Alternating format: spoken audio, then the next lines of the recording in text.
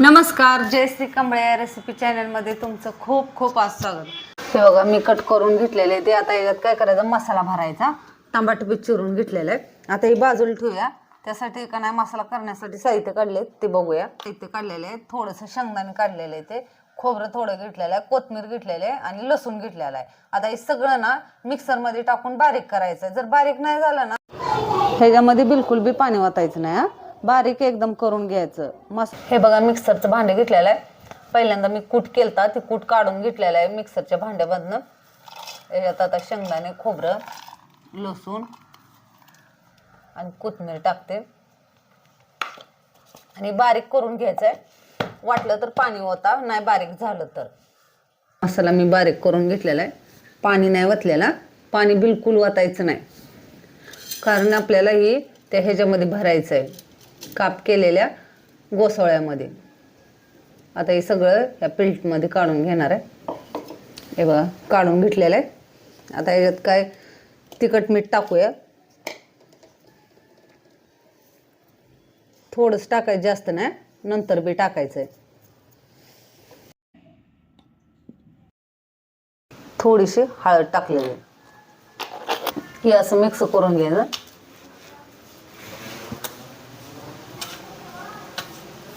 खायला एकदम खमंग होते बघा।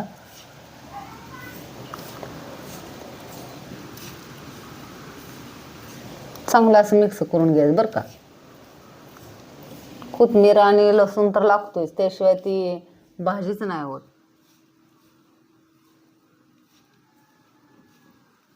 गोसवळा घेतलाय ना, आता याच्यात भरून घ्यायचा। हे बघा असं फिट असं करायचं बघा आणि ठेवून द्यायचं बाजूला। सर्व असंच भरून मसाला घ्यायचा। हे बघा असं पातेलं मी गरम करायला ठेवले, चांगलं कडकडीत असं गरम होऊ द्यायचं पातेलं आणि याच्यात तेल ओतायचं। तुम्हाला जेवढी भाजी करायची आहे ना तेवढंच तेल ओता, जास्त बी नका ओतू। मी 2 पळी ओतल्याला। थोडंसं जिरं टाकायचं,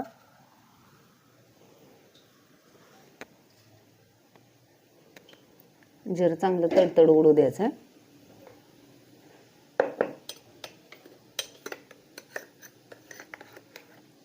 गोसवळ्यातला मसाला राहिला होता ना, त्यातच मी थोडंसं पाणी ओतून याची ग्रेव्ही केलेली आहे।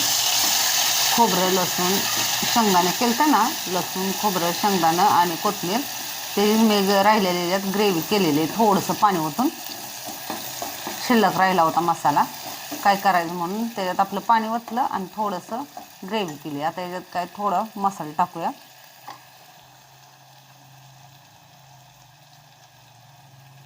हळद थोडी टाकलेली,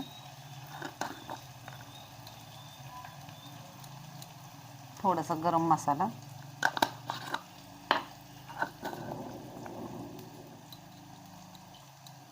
थोडीशी धने पावडर,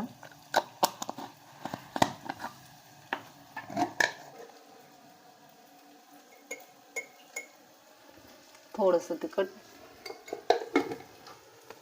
मिक्स करून घ्यायचं चांगलं। आता याच्यात टमाटर टाकायचं। टमाटर पाणी असं होईपर्यंत चांगलं असं परतून घ्यायचं। मी थोडंसं याच्यात पाणी ओतणार आहे, म्हणजे काय टमाटर चांगलं असं गाळा होईल आणि लगेच परतली जाईल ना, त्यामुळे मी थोडंसं पाणी ओतलेलं। चांगलं असं म्हणजे ग्रेव्ही झाली पाहिजे टमाट्याची।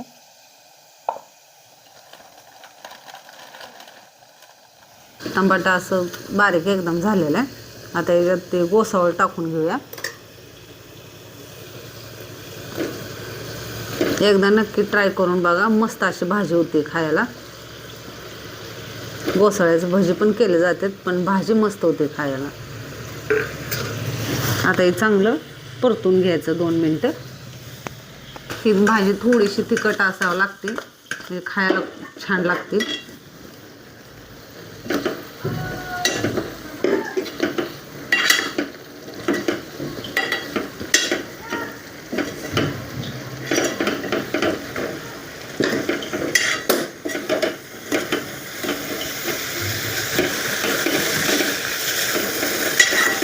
आणि पाणी गरम करायचं आहे बरं का भाजीला. मी पाणी इकडं गरम करत ठेवलेलं आहे. बिलकुल बी गार पाणी वाटायचं नाही, कारण गार पाण्याने भाजी नितळली जाते, तरी येत नाही भाजीला, खायला पण चांगली नाही लागत.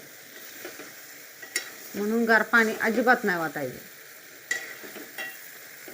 बघा चांगलं असं परतून घेतलेलं आहे मी 2-3 मिनटं तरी. आता याच्यात गरम पाणी ओतूया.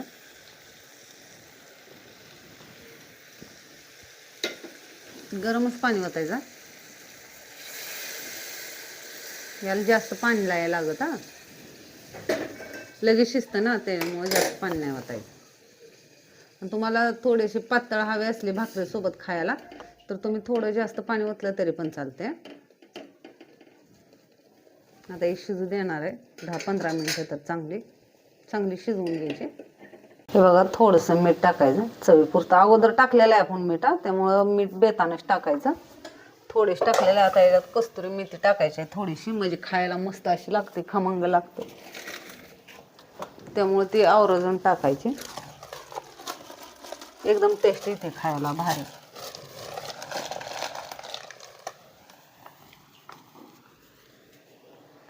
थोडी टाकायची, जास्त नाही. हे बघा मी एवढे घेतलेले.